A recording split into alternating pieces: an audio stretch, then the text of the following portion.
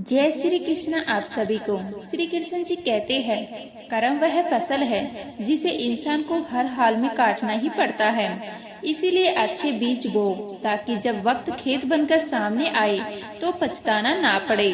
धोखा देना एक कर्ज है जो एक दिन किसी और के हाथों से सूद सहित लौटता है। जहां आप कुछ नहीं कर सकते, वह भी एक चीज जरूर कीजिए, कोशिश, क्योंकि प्रयास हार नहीं मानता, वह बस रास्ता बदलता है। किसी का धन देकर नहीं, उसका मन देकर उससे जुड़ो, क्योंकि अमीरी जेब में होती है पर इंसानियत दिल में। पत्थर की कीमत भी तब समझ आती है जब सुनसान सड़क पर कुत्ते घेर लेते हैं, और इंसान की कीमत भी तब समझ आती है जब भीड़ में कोई अपना साथ छोड़ देता है। जब कोई और तकलीफ दे तो गुस्सा आता है, पर जब कोई अपना तकलीफ दे तो गुस्से के साथ साथ आंसू भी आते हैं, क्योंकि दर्द शब्दों से नहीं अपनापन से जुड़ा होता है। कोई मायने नहीं रखता कि आपका रिश्ता कितना अटूट था, लोग आपसे बेहतर मिलते ही आपको छोड़ सकते हैं। यह दुनिया विकल्पों की है, वफादारी की नहीं। घड़ी ठीक करने वाले तो बहुत है, पर समय सिर्फ परमात्मा ही ठीक करते हैं। वक्त जब करवट लेता है तो हालात बदल जाते हैं, इसीलिए अधीर मत हो, समय को अपना काम करने दो। कुछ लोग हमारी जिंदगी में हमें यह एहसास करवाने भी आते हैं कि भरोसा करने से पहले परखना कितना जरूरी है। वो सबक बनकर आते हैं, साथ नहीं। याद रखो, दिखावे की दुनिया में सच्चाई सबसे बड़ा विद्रोह है, भरोसा सबसे बड़ी पूंजी है, और चरित्र सबसे बड़ी पहचान।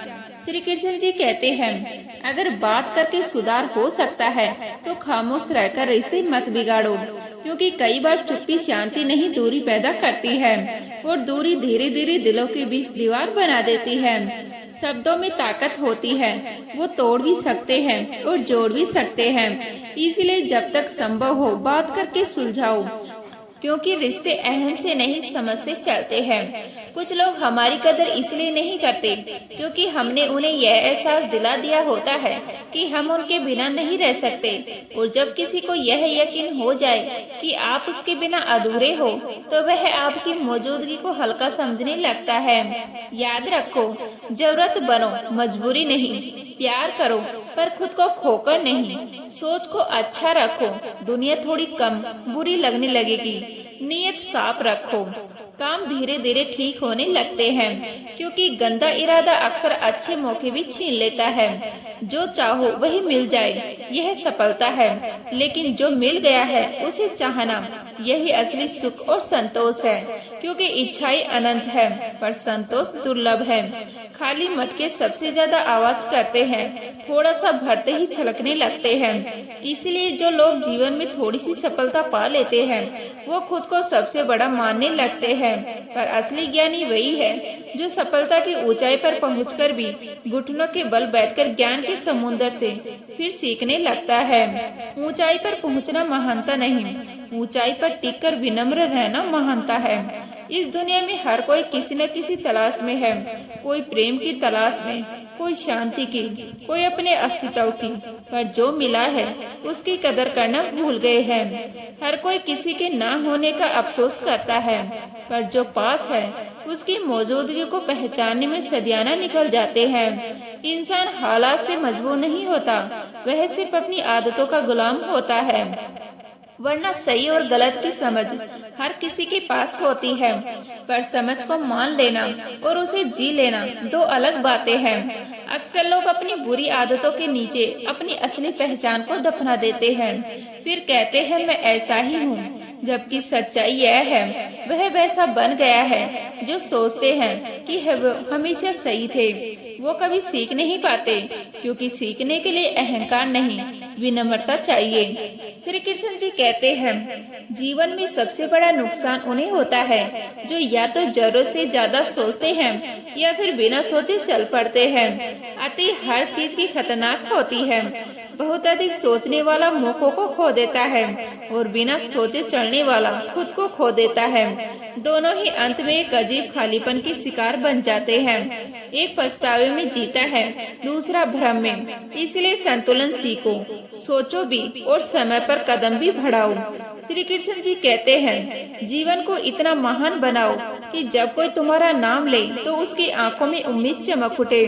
तुम्हारा अस्तित्व बोझ नहीं, प्रेरणा बन जाए। तुम्हारी याद कमजोरी नहीं, साहस जगाए। सुकून दुनिया की सबसे महंगी चीज है। इसे ऐसे लोगों पर बर्बाद मत करो जो इसके काबिल ही नहीं, क्योंकि शांति पाने में वर्षों लगते हैं और खोने में एक पल। सच तो यह है, जो दिल में सच्चे होते हैं उन्हें ही दुनिया सबसे ज्यादा तोड़ती है, क्योंकि वो उम्मीद करते हैं कि दुनिया भी उनके जैसी होगी। वो भरोसा करते हैं, वो छल नहीं करते और अक्सर इसी कारण छल का शिकार बन जाते हैं। वो बार बार धोखा खाते हैं फिर भी मुस्कुराते हैं, क्योंकि वो जानते हैं अगर उन्होंने भी दुनिया की तरह बदलना शुरू कर दिया तो उनकी पहचान खो जाएगी। दुनिया उन्हें कमजोर समझती है और वो भीतर से सबसे मजबूत होते हैं, क्योंकि उनके पास छल नहीं होता, उनके पास सिर्फ सच्चाई और ईमानदारी होती है। और सच्चाई का भार कमजोर लोग उठा नहीं पाते। जब समय बुरा होता है तो लगता है जैसे हर दरवाजा बंद है, हर रास्ता धुंधला है, हर उम्मीद अधूरी है। पर वही बंद दरवाजे सिखाते हैं कि असली ताकत ताले खोलने में नहीं, ताला लगने के बाद भी मुस्कुराने में है। हार और जीत जीवन का हिस्सा है। आज तुम गिरोगे, कल उठोगे, पर संयम और धैर्य हर किसी की बस की बात नहीं।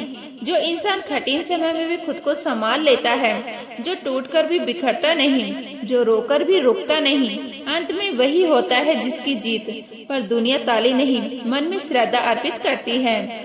जो व्यक्ति सुख दुख में समान रहता है, जिसकी चेतना भय, मोह और क्रोध की सीमा से परे हो गई, जिसने अपनी इंद्रियों को अपने नियंत्रण में कर लिया है, वही स्थिर बुद्धि वाला होता है। वही बनता है वह दीपक जो आंधियों में भी थरथराता नहीं, जिसे ना प्रशंसा डिगा पाती है और ना अपमान झुका सकता है, क्योंकि जिसने खुद को जीत लिया उसे कोई हरा नहीं सकता। जिसने मन को साध लिया उसे कोई भटका नहीं सकता। श्री कृष्ण जी कहते हैं, कभी कभी कमजोर होना भी दिल को हल्का कर देता है। हर समय मजबूत बने रहना भी एक बोझ है। आंसू कमजोरी नहीं, भीतर जमी हुई थकान का बह जाना है। जो रो लेता है वह टूटता नहीं, जो स्वीकार कर लेता है वह बिखरता नहीं। जीवन में अपनी सीमाओं को हमेशा याद रखिए, चाहे वह गुस्से की हो, चाहे वह प्यार की। हर भावना की एक मर्यादा होती है। गुस्सा सीमा पार करे तो विनाश बनता है और प्यार सीमा पार करे तो अपमान। यह भी याद रखें, चीजें इस्तेमाल के लिए होती है और लोग प्यार करने के लिए, पर हम उल्टा ही करते हैं। चीजों से प्यार और लोगों का इस्तेमाल, यही से रिश्तों की जड़ें सूखने लगती है। यह दुनिया कितनी निराली है। जिनकी आंखों में नींद है उनके पास अच्छा बिस्तर नहीं, और जिनके पास अच्छा बिस्तर है उनकी आंखों में नींद नहीं। जिनके मन में दया है उनके पास देने के लिए धन नहीं, और जिनके पास धन है उनके पास दया नहीं। जिसे भूख है उसके पास खाने को कुछ नहीं, और जिसके पास खाने को है उसके पास भूख नहीं। कोई अपनों के लिए रोटी छोड़ देता है तो कोई रोटी के लिए अपनी छोड़ देता है। यही जीवन का विरोधाभास है। कमी वही होती है जहाँ सबसे ज्यादा जरूरत होती है। किसी के साथ गलत करके अपनी बारी का इंतजार जरूर करना, क्योंकि जैसे बछड़ा 100 गायों में भी अपनी माँ को ढूंढ लेता है, ठीक वैसे ही कर्म अपने कर्ता को ढूंढ लेता है। कर्म की चाल धीमी हो सकती है पर अंधी नहीं। वह रास्ता भूल सकता है, पर पता नहीं जीव जिसके वश में रहे उसका नाम माया है, और भगवान जिसके वश में रहे उसका नाम भक्ति है। माया भांति है, भक्ति मुक्त करती है।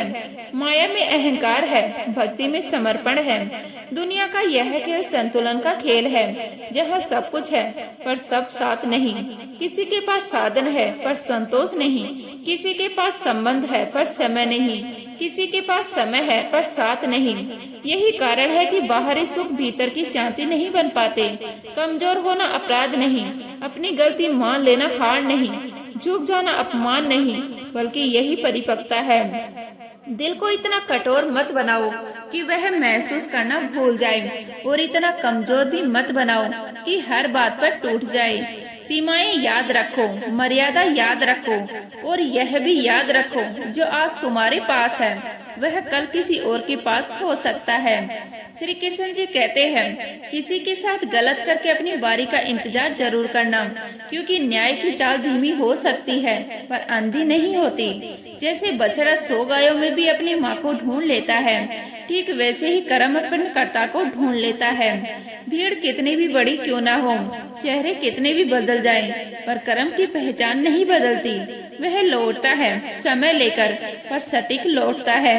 जीव जिसके वश में रहे उसका नाम माया है, और भगवान जिसके वश में रहे उसका नाम भक्ति है। माया में मनुष्य नाचता है, भक्ति में भगवान स्वयं नाचते हैं। भगवान के राज्य में समस्त संसार नाचता है, पर भक्ति के राज्य में भगवान स्वयं नाचते हैं। यही अंतर है अधिकार और समर्पण में, यही अंतर है अहंकार और प्रेम में। किसी ने पूछा भक्ति क्या है? बहुत ही प्यारा उत्तर मिला, भक्ति हाथ पैरों से नहीं होती, वरना विकलांग कभी ना कर पाते। भक्ति आंखों से नहीं होती, वरना सूरदास कभी ना कर पाते। भक्ति बोलने और सुनने में नहीं होती, वरना गूंगे बहरे कभी ना कर पाते। भक्ति धन और ताकत से नहीं होती, वरना गरीब और कमजोरी कभी ना कर पाते। भक्ति केवल भाव से होती है। भक्ति एक एहसास है जो हृदय से उठकर विचारों में आता है, और विचारों से कर्म बन जाता है, फिर कर्म से जीवन बन जाता है। भक्ति कोई प्रदर्शन नहीं, कोई शब्दों की सजावट नहीं, कोई ऊंची आवाज नहीं। भक्ति वह मौन है जिसमें आत्मा परमात्मा से बात करती है। मनुष्य का स्वभाव है सुख में ईश्वर को भूल जाना और दुख में सबसे पहले उन्हीं को पुकारना। किसी ने पूछा भगवान कब याद आते हैं? उत्तर मिला, धर्मात्मा को हर समय, पापी को मृत्यु के समय, चोर को पकड़े जाने पर, गरीब को भूख लगने पर, बीमार को रोग बढ़ने पर, कंजूस को धन खो जाने पर, किसान को वर्षा ना होने पर, व्यापारी को नुकसान होने पर, विद्यार्थी को परीक्षा में असफल होने पर। अर्थात जब मनुष्य असहाय होता है, जब अहंकार टूटता है, जब नियंत्रण छूटता है, तब उसे याद आता है कि कोई और भी है जो सब देख रहा है। दुख में सुमिरन सब करे, सुख में करे न कोई। जो सुख में सुमिरन करे तो दुख काहे को होए। स्मरण केवल संकट की दवा नहीं, जीवन की दिशा होना चाहिए। शब्द कोश में असंख्य शब्द होते हुए भी मौन सबसे बेहतर है, क्योंकि जहाँ शब्द हार जाते हैं वहाँ मौन समझा देता है। दुनिया में हजारों रंग होते हुए भी श्वेत रंग सबसे बेहतर है, क्योंकि इसमें कोई मिलावट नहीं। श्री कृष्ण जी कहते हैं, ऐसा व्यक्ति शुभ और अशुभ दोनों में से एक ही दृष्टि रखता है, क्योंकि वह जान चुका है जीवन की हर घटना एक परीक्षा है, न इनाम न सजा। जो मिला वह भी सीख, जो छीना वह भी सीख। जो मिला उसमें विनम्रता की परीक्षा, जो गया उसमें धैर्य की परीक्षा। यह एक ऐसा संतुलन है जहाँ भावनाएं बहती है पर मन डगमगाता नहीं, जहाँ इंद्रियां जागृत है पर वासनाओं की दास नहीं, जहाँ इच्छाएं हैं पर विवेक उनके ऊपर है। तितली और मक्खी दोनों उड़ती है, दोनों के पास पंख है, दोनों के पास स्वतंत्रता है, पर एक फूल पर बैठकर जीवन रचती है और दूसरी घाव पर बैठकर छड़ फैलाती है। अंतर उड़ान में नहीं, सोच में होता है। उड़ना सबको आता है, पर कहाँ बैठना है यही चरित्र तय करता है। प्रत्येक मनुष्य सफलता के लिए कार्य करता है। कुछ सफल होते हैं, कुछ नहीं होते, और जो सफल नहीं होते वो अपनी असफलता का कारण परिस्थितियों को बताते हैं। वो कहते हैं समय ठीक नहीं था, लोग साथ नहीं थे, मौका नहीं मिला। पर क्या वास्तविकता में ऐसा ही होता है? क्या कोई स्थिति या कोई व्यक्ति किसी की असफलता का कारण बन सकता है? उत्तर हाँ और ना भी। हाँ यदि हम परिस्थिति को बहाना बना ले, नहीं यदि हम परिस्थिति को शिक्षक बना ले। आपने तितली को देखा है, आपने मक्खी को भी देखा है। प्रकृति ने दोनों को समान गुण दिए। रसपान करने पर तितली फूलों पर जाती, रस लेती और उसी क्षण परागण कर नए फूलों को जन्म देने की व्याख्या करती, और मक्खी वह घाव पर बैठती, संक्रमण फैलाती, रोग फैलाती। दोनों के पास अवसर था, दोनों के पास स्वतंत्रता थी, पर चैन अलग था। यदि अंतर है तो केवल सोच का। मनुष्य भी वैसा ही है। परिस्थितियाँ फूल भी देती है और घाव भी। आप क्या चुनते हैं वही आपका भविष्य तय करता है।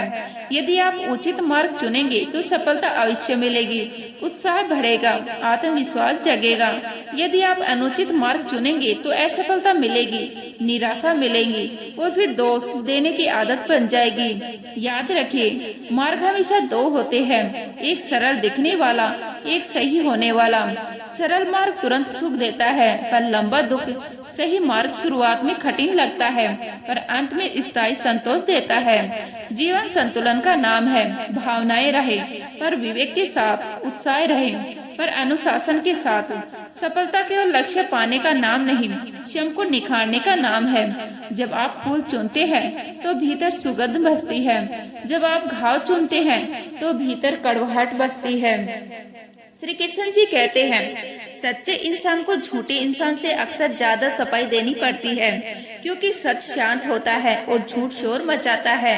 सच को प्रमाण देना पड़ता है, झूठ को बस कहानी बनानी होती है। छोटी सोच शंकाओं को जन्म देती है। मिलते हैं नेक्स्ट वीडियो में, तब तक के लिए जय श्री राधे कृष्णा।